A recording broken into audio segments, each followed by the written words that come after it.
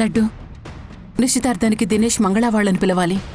వాళ్ళు ఎలా రియాక్ట్ అవుతారో ఏంటో తెలియడం లేదు. ఏమనరా తంగచ్చి, సంతోషంగా వస్తామని చెప్తారు చూడు. వాళ్ళకి నువ్వంటే కోపం ఉన్నా శ్రీవల్లి అంటే రొంబ ప్రేమ ఉండదు, అది నాకు తెలియం.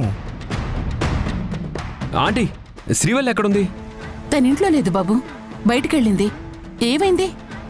శ్రీవల్లి పోలీస్ స్టేషన్కి వెళ్ళి ఆ కాలత్రయంబాకాన్ని విడిపించిందంట ఆంటీ.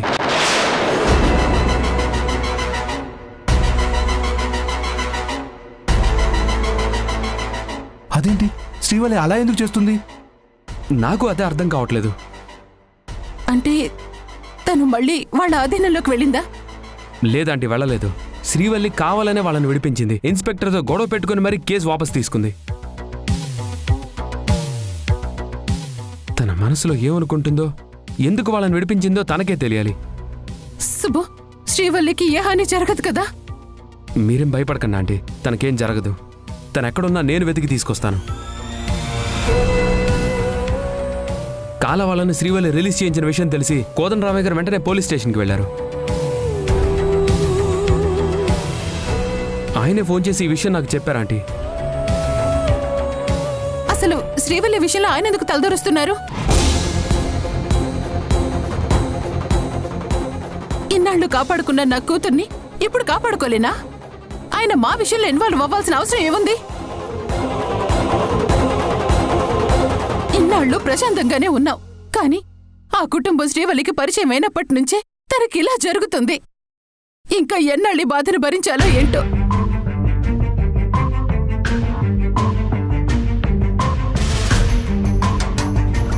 మీ నాన్న గురించి నేను చెప్పాలంటే నువ్వు ఈ పూజ చెయ్యాలి శ్రీవల్లి. సరే, చేస్తాను. సరే, ఆ చీర కట్టుకుని సిద్ధమవు.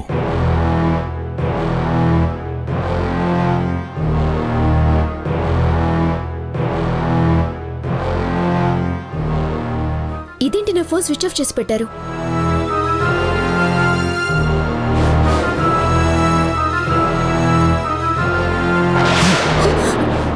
ఏంటి నా ఫోన్ లాక్కున్నావు? నేను ఈ పూజ చేయను.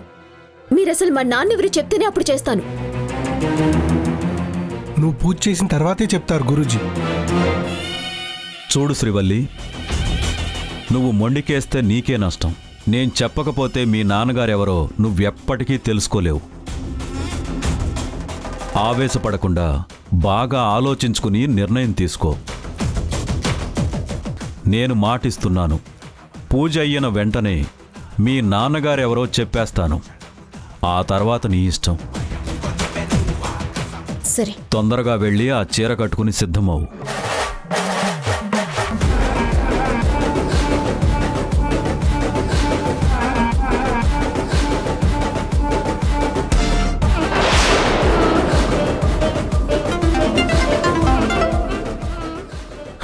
సార్, శ్రీవల్లి ఎక్కడుందో తెలిసింది. అవునా?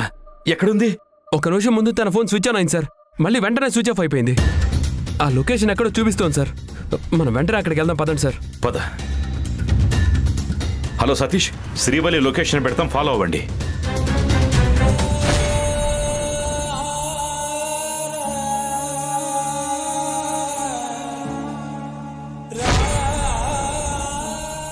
ఆ బొట్టు పెట్టుకో. ఈ పూజ పూర్తయిన మరుక్షణం మీ నాన్న గురించి నీకు తెలుస్తుంది. ఆలస్యం చేయకు.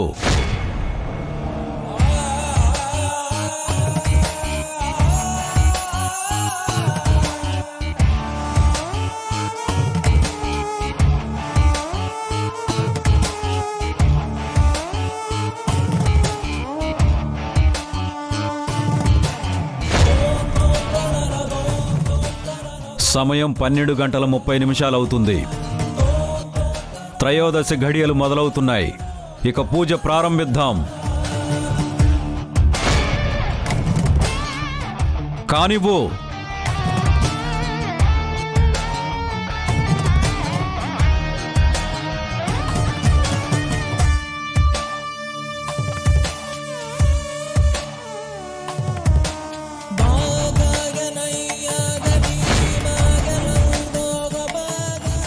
జగన్మాత, ఈ పూజ ఉద్దేశం ఏంటో ఎందుకు చేస్తున్నారో నాకు తెలీదు. అయినా మా నాన్నగారెవరో తెలుసుకోవటానికి నేను ఈ పూజ చేస్తున్నాను. నన్ను ఆశీర్వదించి నా తండ్రి ఎవరో నాకు తెలిసేలా చేయి తల్లి.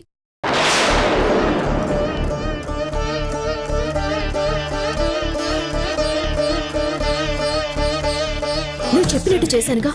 ఇప్పుడు చెప్పు, మా నాన్నగారెవరు? ఇంకా దేవి ఆరాధన పూర్తి కాలేదు. అది నువ్వే చెయ్యాలి. ఆ తర్వాత నీకు మీ నాన్నగారెవరో చెప్తాను.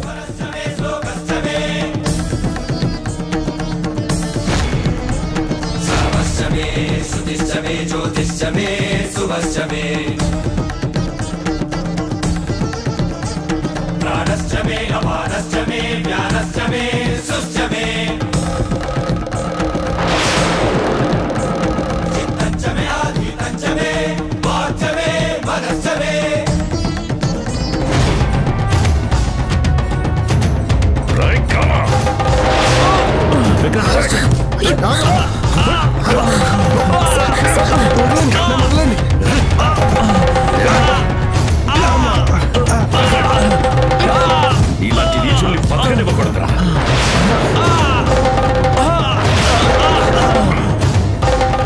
కళ, కళ, ఇప్పటికైనా మా నాన్నగారు ఎవరు చెప్పు ప్లీజ్. కళ, సార్ ఒక్క నిమిషం. నేను చెప్పినట్టు చేస్తే చెప్తానన్నావు కదా, చెప్పు ప్లీజ్. కళ, కళ చెప్పు.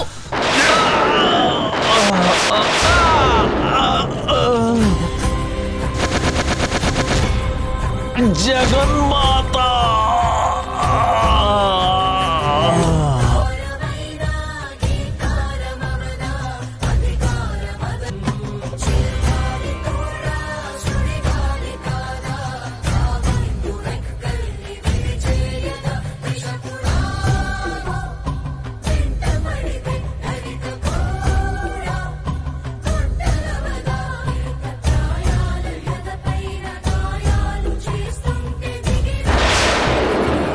గురూజీ, శ్రీవల్లి, నేను చేస్తున్న పని తప్పని తెలిసినా నా స్వార్థం కోసం నిన్ను ఉపయోగించుకుని విగ్రహాన్ని బయటకు తీసే మహత్కార్యం చెయ్యాలనుకున్నాను.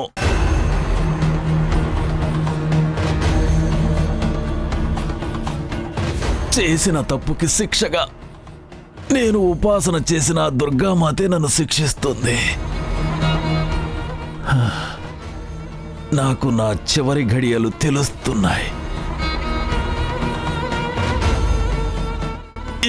ఇన్ని రోజులు నిన్ను ఇబ్బంది పెట్టినందుకు నన్ను క్షమించు శ్రీవల్లి.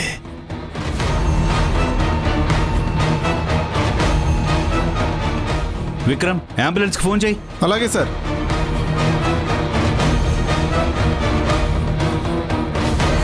నీకు మాటిచ్చినట్టుగా మీ నాన్నెవరో చెప్తాను.